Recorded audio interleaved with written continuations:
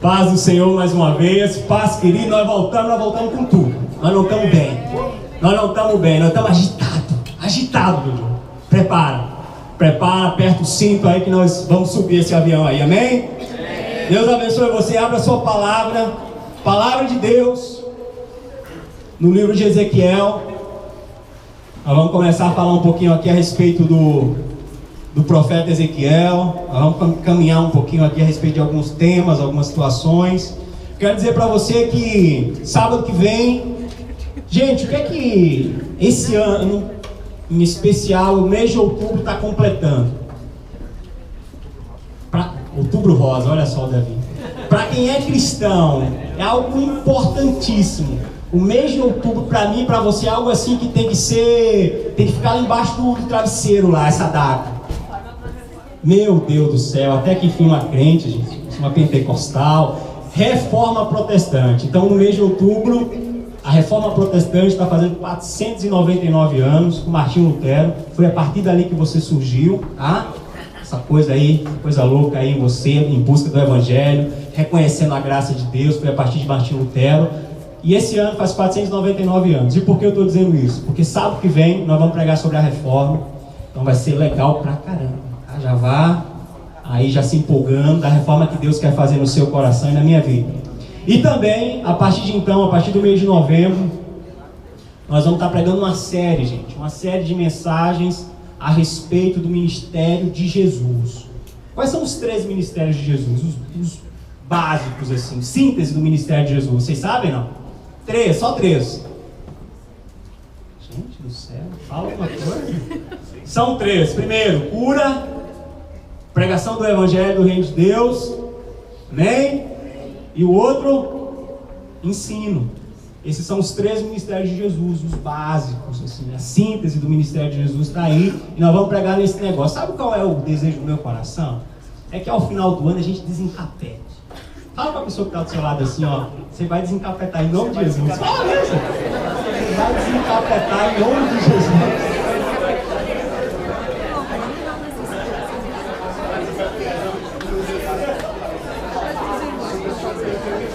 Você vai desencapetar em nome de Jesus.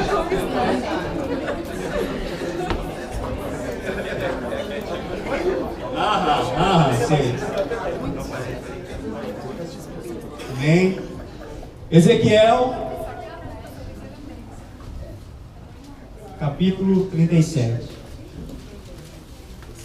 Obrigado, Jesus, pela tua palavra. Que o teu Espírito Santo possa soprar nessa noite nas nossas vidas e possamos sentir uma presença que vem do alto, que vem do céu, a fim de restaurar, mudar, transformar, converter, salvar. Que nessa noite eu fique atrás da cruz, que seja visto tão somente o Senhor Jesus. Fala assim: veio sobre mim, vocês estão aí, gente? Ezequiel 37, veio sobre mim a mão do Senhor. Ele me levou pelo Espírito do Senhor e me deixou no meio de um vale que estava cheio de ossos, e me fez andar ao redor deles. Eram muito numerosos na superfície do vale e estavam sequíssimos. Então me perguntou: filho do homem, acaso poderão reviver estes ossos? Respondi: Senhor, tu sabes.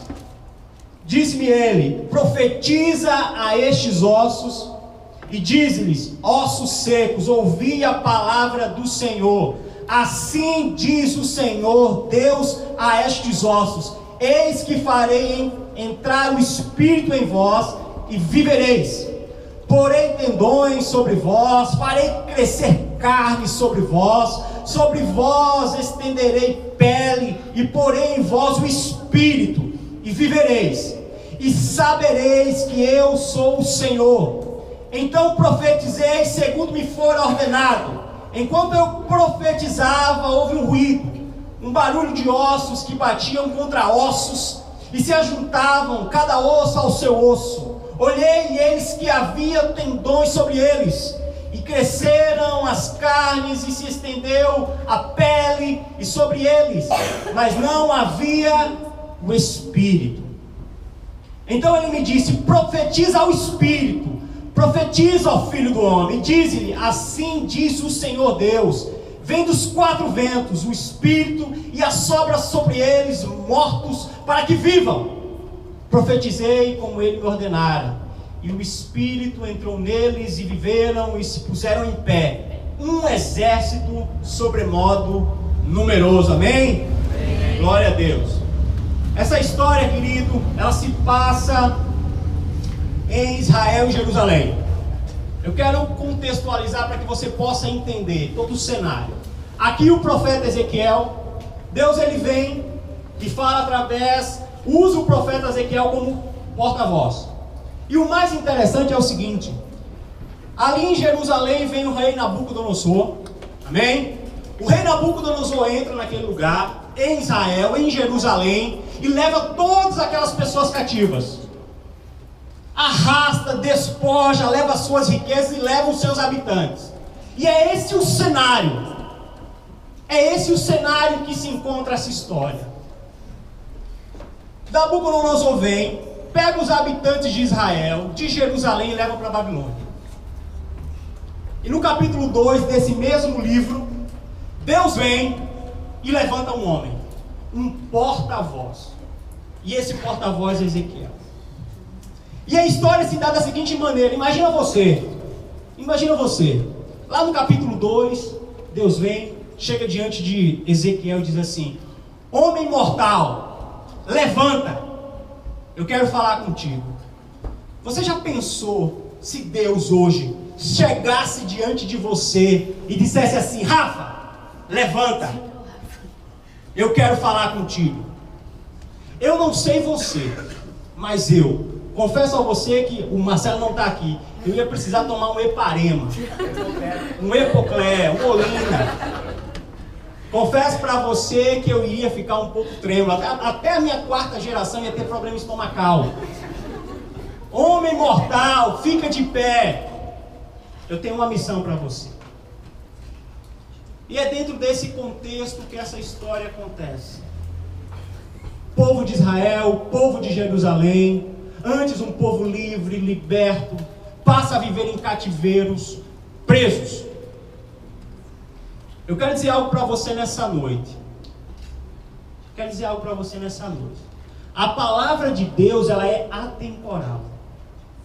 A palavra de Deus, ela é atemporal, ou seja, ela ultrapassa a barreira do tempo. Ela se aplica ao presente, ela se aplica ao passado e ela se aplica ao futuro. E o que Deus quer fazer comigo e com você hoje é nos tirar desse vale de ossos secos. Assim como diz a história. O que Deus quer fazer comigo e com você hoje é restaurar a vida. Onde a morte brota a vida, vivificar. É isso que Deus quer fazer comigo e com você. E essa era a situação em que esse profeta se encontrava, em Israel, em Jerusalém, sendo o povo levado, preso na Babilônia, cativos, humilhados, escravos. Deus vem, pega o profeta e leva ele para um determinado lugar e lhe dá uma visão. Uma visão. Pega Ezequiel e fala assim: vamos passear por esse vale. E o mais interessante é que Ezequiel começa a passear por esse vale, no versículo 1, e esse vale para mim, representa prisão. Prisão. Eu não sei você, mas quantos já entraram no presídio central aqui? A Monique já entrou. Mas não foi presa, tá? Ela só foi visitar. Só a Monique entrou? O Aragão também. Também não foi preso. Eu já entrei no presídio central, gente. E é incrível. Quando você entra no presídio central e os portões se fecham, gera uma angústia, um sentimento de desespero começa a brotar dentro de você, porque você começa a se ver cerceado, limitado, restringido. O cheiro da prisão lhe dá medo.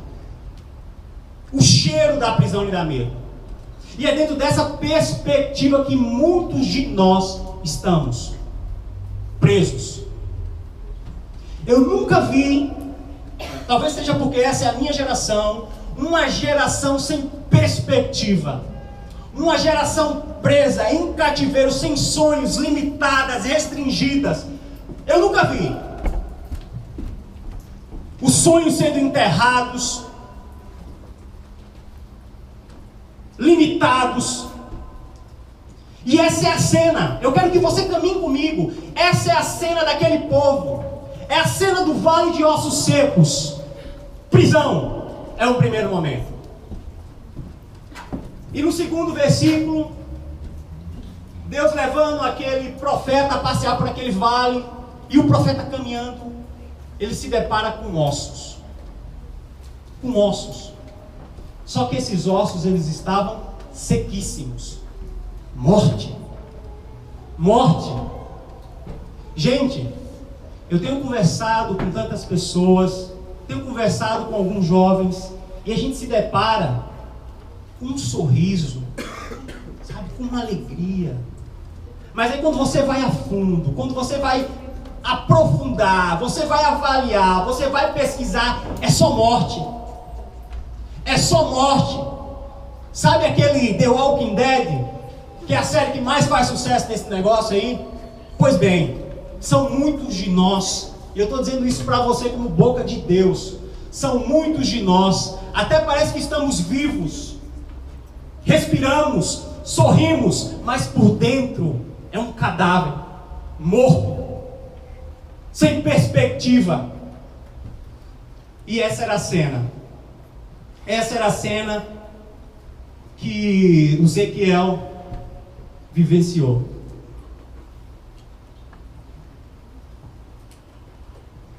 Tem pessoas, gente, eu já ouvi de pessoas que preferiam até não ter nascido.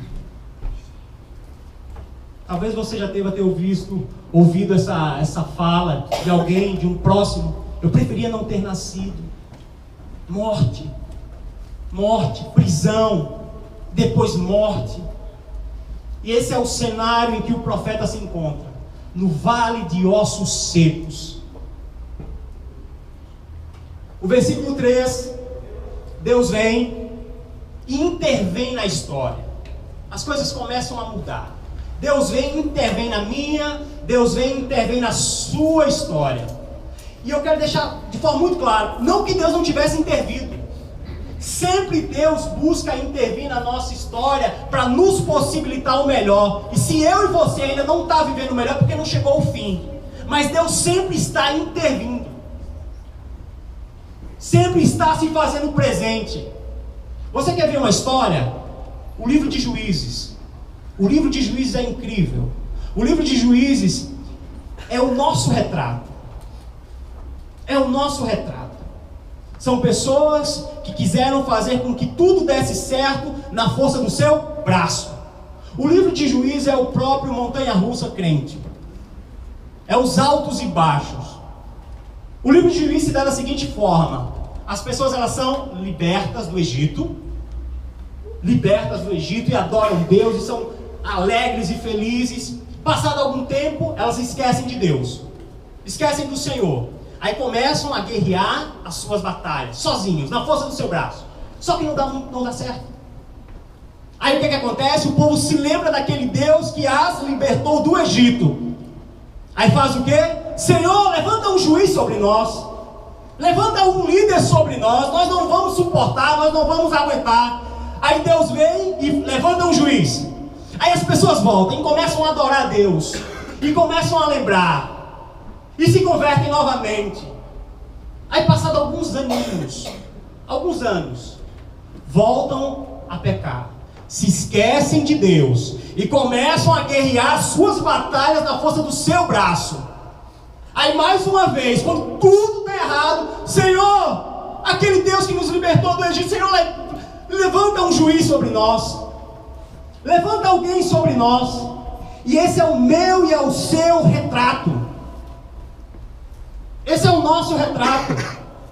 Nós queremos tudo na força do nosso braço. Nós queremos vencer até mesmo o pecado na força do nosso braço. Nós queremos gerar vida através da força do nosso braço. E essa é a situação que vivia esse profeta. Prisão, morte. No versículo 4, ele diz assim: e agora eu quero que você foque. Eu vou lhe dizer que esse é um momento crucial do sermão. Deus vem, intervém, só que, para que Ele possa intervir, Ele nos chama, Ele nos dá a honra de fazermos parte do milagre. De fazermos parte do milagre, de cooperarmos com Ele. Deus vem e diz assim para o profeta: profetiza sobre esses ossos vida. Libera uma palavra, lança uma palavra, libera a vida. Ele nos dá a honra de cooperarmos com Ele, de alguma forma fazermos parte do milagre. Acontece que eu e você passamos pelas piores situações, as situações mais arrasadoras, mas nós não temos a capacidade de lançar uma palavra de bênção, de profetizar a vida. Deus está chamando você que é o porta-voz dele, é você que é boca. O que eu recebo, gente, no meu telefone de WhatsApp de pedido de oração, amém, Senhor, obrigado, eu oro mesmo. Mas Deus está pedindo para você lançar uma palavra, é para você profetizar a vida, é para você sair desse lugar de comodidade e cooperar, fazer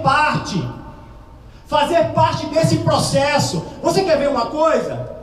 O cego à beira de Jericó, para mim exemplifica de forma muito clara essa situação. Jesus, ele vai chegando em Jericó, e há um cego à beira do caminho.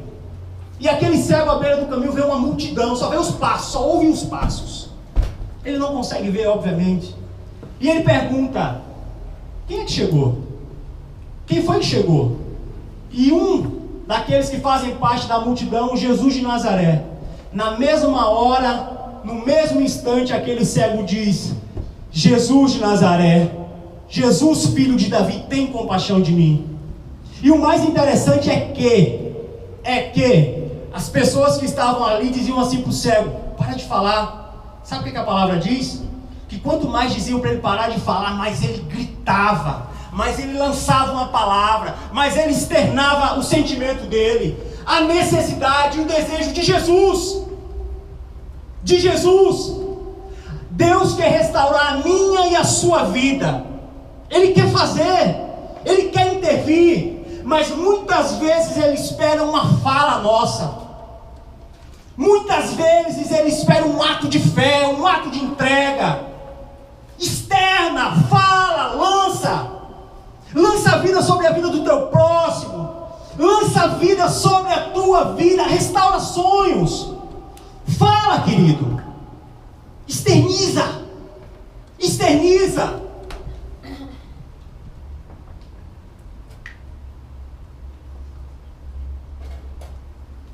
No decorrer da história, aqueles ossos, aqueles cadáveres, diz a história que os ossos começaram a se bater e criar tendões e carne, mas ainda faltava vida. Ainda faltava o Espírito. E Deus fala, clama pelo Espírito, chama pelo Espírito. E aqui eu quero fazer um parênteses. Às vezes a gente visita outras igrejas e há a pregação da palavra, mas é tanta teologia, é tanta letra. Eu quero que fique muito claro aqui para mim e para você: a Bíblia, sem a presença e o poder do Espírito Santo, é um livro histórico. Não gera eficácia, não muda vidas, não restaura sonhos nem projetos, não lhe tira desse lugar.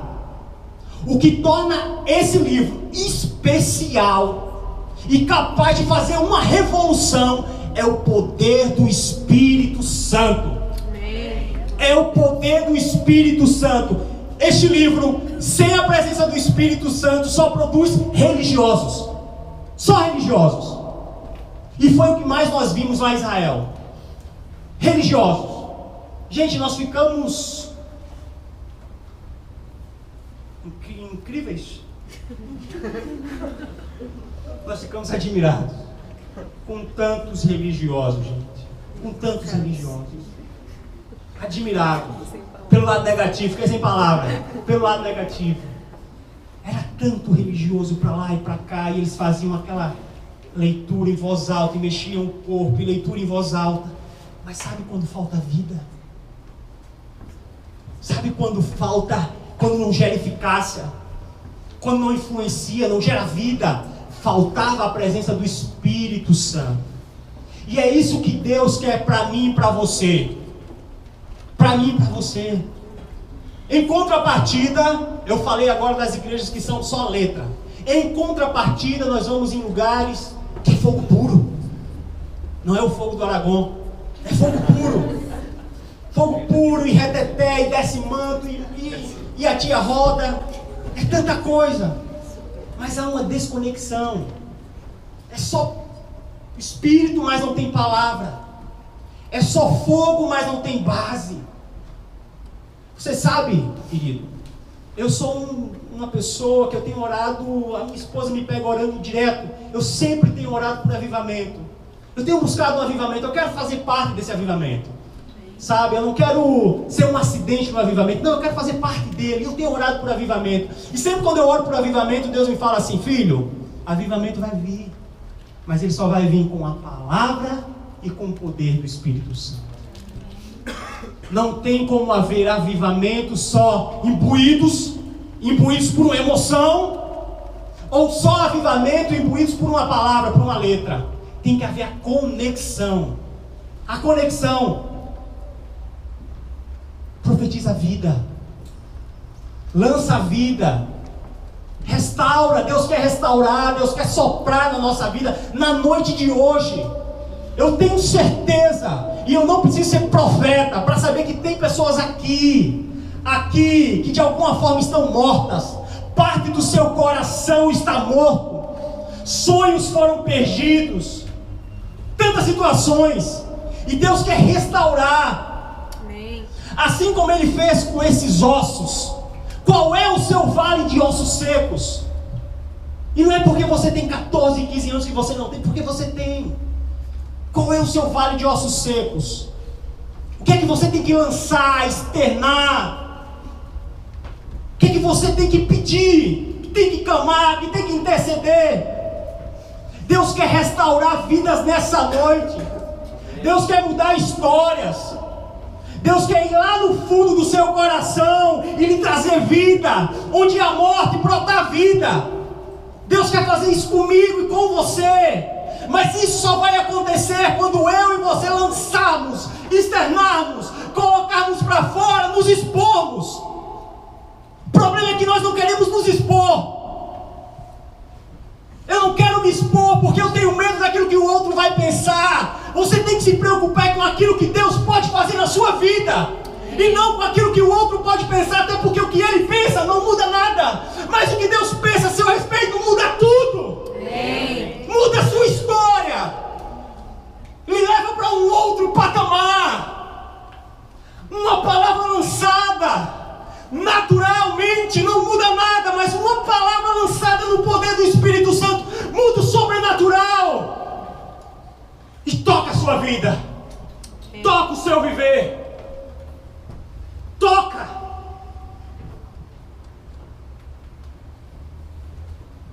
Calma aí, você está comigo, né? Amém.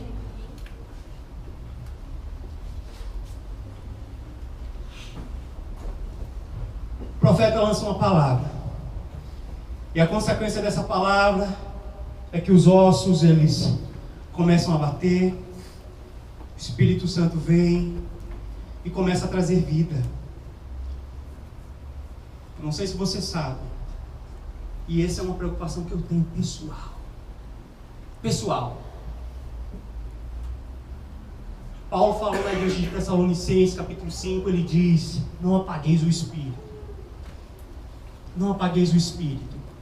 Talvez você não saiba, mas eu lhe digo agora, você, eu, na condição de líder, pastor, a igreja, de alguma forma, nós podemos apagar o mover do Espírito Santo. Nós podemos restringir o mover do Espírito Santo. Nós podemos limitar o mover e a ação do Espírito Santo. Paulo fala sobre transbordarmos, sermos cheios do Espírito. Se você não quer ser cheio do Espírito, tenha certeza, ele não vai encher. Se você não quer ter os dons do Espírito, ele não vai lhe dar. Se você não quer ter os frutos do Espírito, ele não vai lhe dar. Você pode limitar, restringir a ação do Espírito. Palavra lançada não é mantra. As palavras que nós externamos não são mantras. Elas precisam vir carregadas de poder do Espírito Santo. E se você não externiza, se você não coloca para fora, no Espírito, no poder do Espírito, nada vai acontecer. Você limita, você restringe a ação do Espírito. Eu digo: Senhor, não permita com que eu seja um tropeço, um obstáculo para o teu mover. Não permita, Senhor, que eu limite o teu Espírito Santo, porque o teu Espírito Santo quer curar, ele quer libertar, ele quer salvar, quer dar nova vida, quer restaurar situações, quer lhe tirar desse vale de ossos secos. Que eu não limite, Senhor. Que o teu Espírito Santo tenha autonomia, liberdade, possa mudar as histórias. Eu posso limitar, restringir.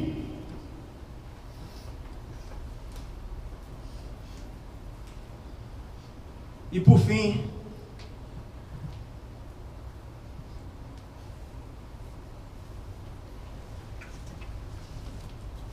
no versículo 9, no versículo 10, Deus vem, restaura, traz vida através do Espírito Santo.